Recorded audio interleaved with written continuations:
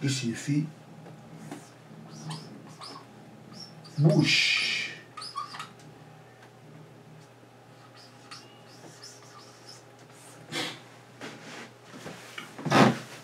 Et dans l'épître aux Romains, c'est comme ça.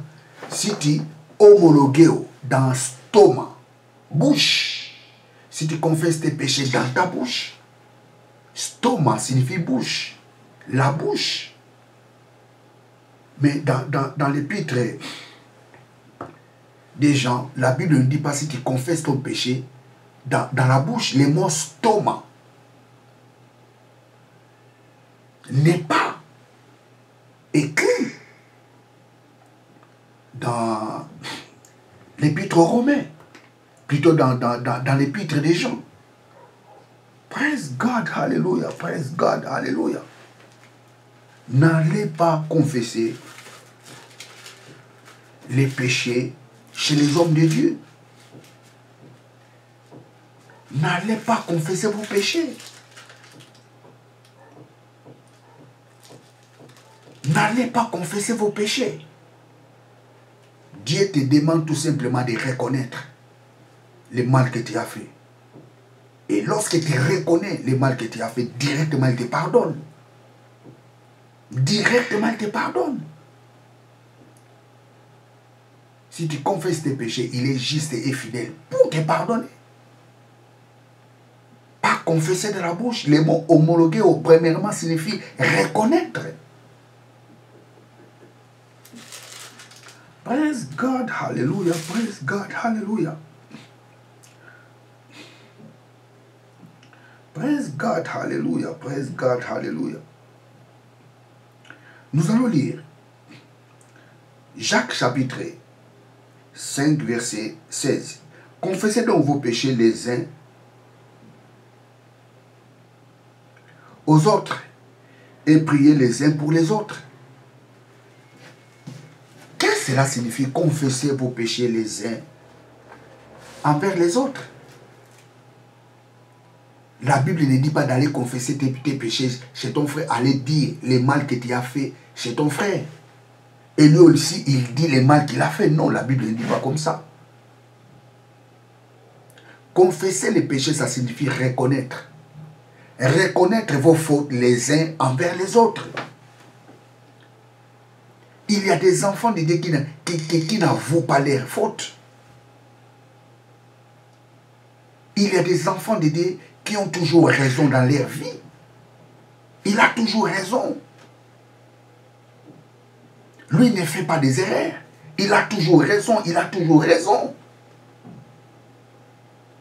La Bible nous dit confessez vos péchés les uns envers les autres. Non, le mot qui est ici, le mot péché qui est ici, c'est les fautes.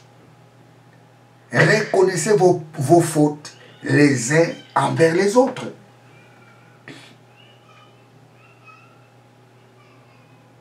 Tu dois reconnaître que si tu as fait mal, tu dis à ton frère, non, pardonnez-moi, j'ai mal fait.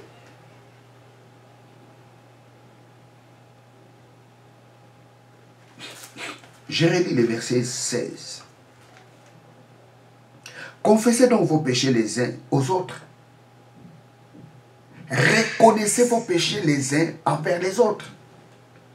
Si tu as mal fait, tu dois avouer que j'ai mal fait. Il ne faut pas être toujours monsieur raison ou bien madame raison.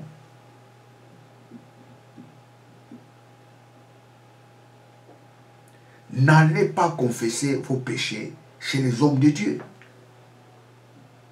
N'allez pas confesser vos péchés chez les diacres.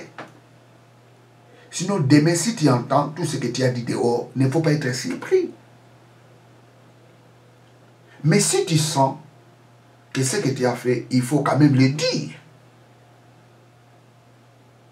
Si tu sens cela, tu peux le dire. Mais Dieu ne t'oblige pas de le dire.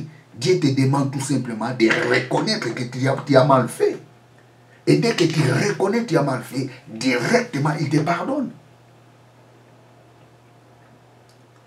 Imagine-toi quelqu'un à l'église dit que, oh Dieu, quelqu'un qui confesse ses péchés, il dit que, oh, j'ai volé 50 000 $ ou 50 000 € qui étaient dans les sacs de mon frère. C'est moi qui l'ai volé, pardonne-moi. Mais écoutez, très cher téléspectateur, et si la personne qui était à côté attend ce genre de paroles, mais c'est fini. C'est fini.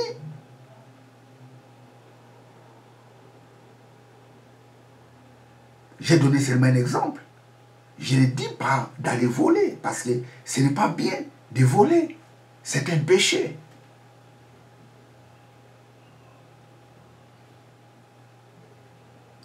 Vous savez, quand quelqu'un attend ce genre de choses, mais il ira rapporter ces choses-là. Vous savez, l'argent là, c'est qui? C'est elle qui l'a volé.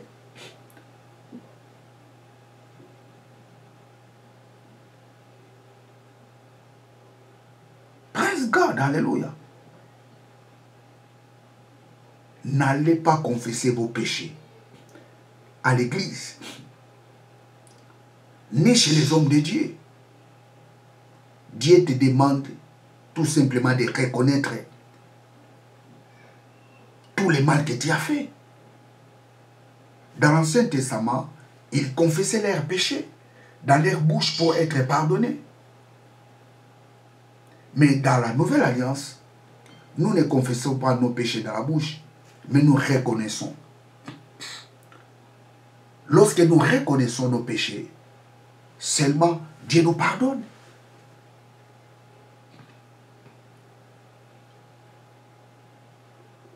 Praise God, hallelujah. La confession. La confession est très importante dans la vie d'un enfant de Dieu.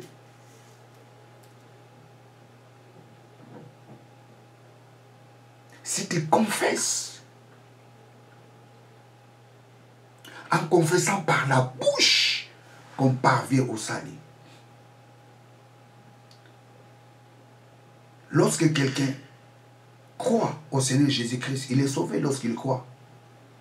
Mais il est réellement sauvé lorsqu'il confesse cela. Parce qu'une fois morte, une fois sans des œuvres, elle est morte. Lorsque tu confesses ce dont tu as cru, ça signifie ta foi est vivante. Ce n'est pas une fois morte. Du fait seulement de confesser, tu as montré les œuvres de la foi.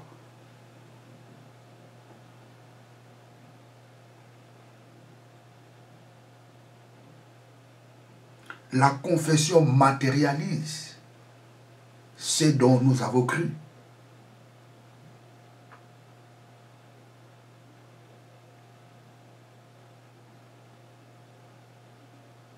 La Bible dit nous sommes bénis sur toutes sortes de bénédictions spirituelles en Christ Jésus dans les lieux célestes. Oui, si tu crois cela, c'est une bonne chose. Mais si tu ne confesses pas cela, ça ne se matérialisera jamais dans ta vie. Tu dois confesser cela dans ta bouche. Je suis béni. Je suis la tête. Je suis fort. Je suis imbattable. Christ est en moi l'espérance de la gloire. Je n'échouerai jamais. J'irai de progrès en progrès, de progrès en progrès. Ma vie, c'est des progrès en progrès. Même si rien ne marche, n'abandonne pas de faire la confession. Parce que la confession va matérialiser ta croyance. La confession matérialise la croyance.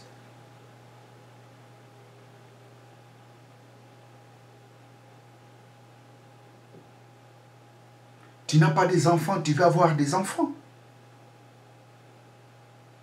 Commence à préparer la laite. Prépare la laite.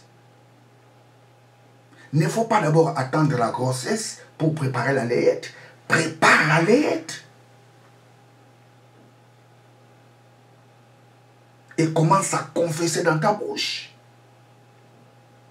Mon ventre est béni. Mes trompes sont bénies. Mes reins sont bénis. Mon corps est béni. Je conçois. Je ne suis pas stérile. Je conçois, je conçois, je conçois. Il y a la vie dans mon ventre. Il y a la vie dans mon ventre. Je suis enfant de Dieu. Je suis enfant de Dieu. Je ne suis pas stérile. Je suis enfant de Dieu. La vie de Dieu est en moi. La confession.